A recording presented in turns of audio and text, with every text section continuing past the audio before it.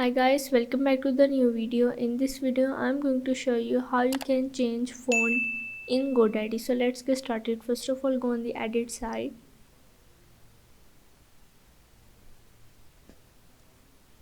Now once you are in, you have to go on the themes, and here you have to click on the fonts. First of all, here you have primary font. In this you have many options. You have to select any one. Once you select it, you have to go on the secondary font.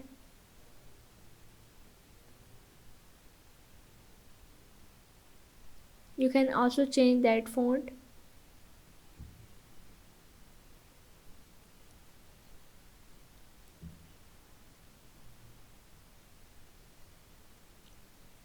And here you have advanced font pairings. You can select any of the one. So yeah, this is how you can change font in GoDaddy.